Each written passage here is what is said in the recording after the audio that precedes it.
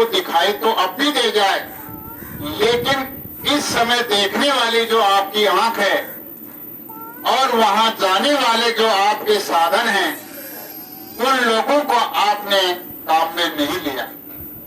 देखने वाली आंख, उसको आपने तैयार नहीं किया, क्योंकि जो आप जिस आंख से देख रहे हो, जिस शरीर की आंख से देख रहे हो, उस शरीर की आंख से उस धर्मराज की कचहरी में क्या हो रहा है, इस आकाश के ऊपर क्या हो रहा है, वो शरीर की आंख से नहीं देख सकते।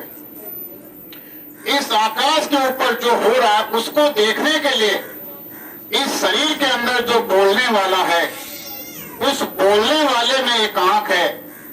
अगर आप लोग अंदर चल करके और उस बोलने वाले की आंख के ऊपर जो मलिनता, गंदगी का, खोटे बुरे कर्मों का पर्दा आ रहा है, उस पर्दे को आप लोग दूर कर दोगे तो यही इस शरीर में बैठे बैठे आपको ऊपर के लोकों में क्या हो रहा है उसकी यहाँ पर आपको पूरी की पूरी जानकारी मिलती रहती। लेकिन ऐसा काम हम लोगों ने किया नहीं।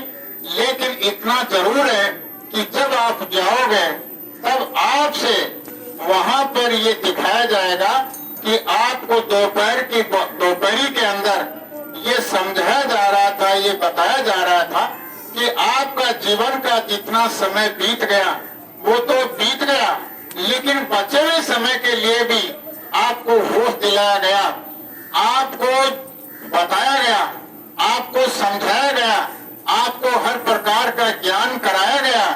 लेकिन फिर भी आपने उस समय को भी, जैसे पहले लापरवाही में, भूल भ्रम में, आपने अज्ञानता में उस समय को खो दिया, तो बाद वाले समय को भी आपने इसी तरह से भूल भ्रम अज्ञानता में खोने का काम किया। ये आपकी एक सबसे बड़ी भूल है, ये आपका एक सबसे बड़ा अपराध है। आप लोग ये नहीं कह सकते कि हमको इसके बारे में बताने वाला कोई मिला नहीं, कोई समझाने वाला हमको मिला नहीं। इसलिए आज बड़े ध्यान से आप लोग बैठ करके इस चीज को सुनो और सुन करके आप लोग उस पर विचार करो, उस पर मनन करो। और फिर भी आप लोग मनन नहीं करोगे और इस झूठी माया की छाया के पीछे भाग करके अपने जीवन की अनमोल श्वासों की पूंजी को आप लोग इसी तरह से खत्म करते रहोगे, तो आखिर में एक दिन पूंजी खत्म होने के बाद में एक सांस लेने का भी आपको मौका नहीं दिया जाएगा। उस समय पर आप लोगों को भारी पीड़ा, परेशानी, वेदना होगी, जिसके बारे में आपको सुनने को मिलेगा। तो पता चलेगा कि आखिर हमें मनुष्य शरीर मिला तो क्यों मिला। तो बड़े ध्यान से आप लोग सुनिए, ये कोई कथा वार्ता तो है नहीं। आप लोग सोच रहे हो कि ये कोई कथा वार्ता है, ये कथा वार्ता नहीं होती है। ये तो जीवात्मा के जागरण का एक सच्चा संदेश आपको सुनने को मिल रहा है। और अब भी आप लोग सच्चा संदेश सुनने के लिए आप लोगों को जो बताया जाए उसको आप लोग अपने दिल के अंदर उतारने की कोशिश करो। अगर दिल के अंदर उतरेगा, अपने जहन में, गठ में अंदर उतरेंगे वो शब्द, तो आपके वो शब्द काम आएंगे। सत्संग के एक एक शब्द की कीमत होती है, एक एक शब्द में एक सत्संग का सार होता है। और समझने चेतने के लिए एक शब्द की ही टंकार लगती है। कोई भी शब्द सत्संग का उसके लग गया, उसी में उसका जीवन बदल जाता है। और जब जीवन बदल जाता है तो उसका सब कुछ ठीक हो जाता है। तो आज आप लोग समझिए, एक चोर था, एक चोरी करता हुआ, उसके पिताजी चोरी करते थे और चोर पिताजी ने समय पूरा होते समय उस चोर को ये समझा दिया कि देख, 3 जगह चोरी मत करना। एक तो मंदिर में चोरी मत करना, दूसरा काम जहां कोई सत्संग हो वहां मत बैठना। अगर तू मंदिर में चोरी करेगा तो फलदायी नहीं होगी। अगर सत्संग में बैठ गया तो सत्संग में तेरा काम नहीं है। तो इस तरह से दूसरा पकड़ा जाए तो सच मत बोलना, सही बात मत बताना। ये 3 ज्ञान की बातें मरते वक्त बाप ने अपने बेटे को बता दी। जब बेटा तीनों बात को सुन लिया, घर में कमाने का जरिया कुछ था नहीं और वो घर से निकल करके जब प्लान बनाया कि चलो चोरी करने चलते हैं, तो इतना वो नौसिखिया था, तैयार भी नहीं था, अनुभव भी नहीं था। तो जैसे वहां चोरी करने के लिए घर में घुसा, घर में घुसते ही जाग हो गई। जाग होते वो भागा, भागने के साथ पीछे उसके आदमी लगे। ऐसे सत्संग हो रहा था, उस सत्संग के अंदर जाकर के छुप के बैठ गया कि यहाँ तो पकड़ में नहीं आएगा। वो 10-5 मिनट पीछे से दौड़ते हुए आए कि कोई आदमी चोर था, इधर भाग करके आया। उस समय जो चर्चा चल रही थी सत्संग के अंदर, जो प्रवचन में बताया जा रहा था महात्मा जी के द्वारा, वो कह रहे थे कि देवी देवताओं के परछाया नहीं होती है, देवी देवताओं के परछाया नहीं होती है। ये शब्द उसके कान में पड़ गए। अब कान में पड़ने के बाद में पीछे से लोग दौड़ करके आए कि इधर एक आदमी आया था, अभी का ये बैठा, पकड़ लिया उसको। पकड़ करके राजाओं का राज था, राजा के पास ले गया, पूछा कि इसको पूछो कि मैंने चोरी नहीं की। इसके घर में घुसा कि मैं नहीं घुसा, चलो जेल में डाल दो इसको। तो उसकी सच्चाई जानने के लिए तरह तरह के उपाय किए गए, लेकिन उसने सही बात नहीं बताई। तो बताते हैं कि चोर के जो इष्ट होता है वो दुर्गा का इष्ट होता है, माता का इष्ट होता है।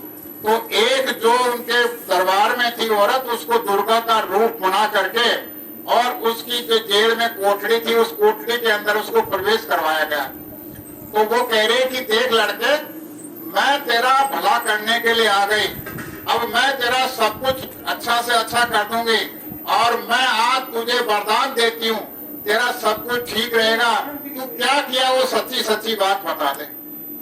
उसने सोचा कि माँ दुर्गा सामने आ गई, अब क्या दिक्कत है, अब तो तेरे घर की सारी बात इसको कह दे, बोल दे। लेकिन यहाँ बोलने के लिए तैयार हुआ, अरे इसके यहाँ तक की बात आई और बोलने से पहले उसने सोचा और वो सत्संग के विचार कि देवी देवताओं की परछाई नहीं होती है, अंदर उसकी छाया देखी और वो सत्संग का विचार उसके दिमाग में घूम गया।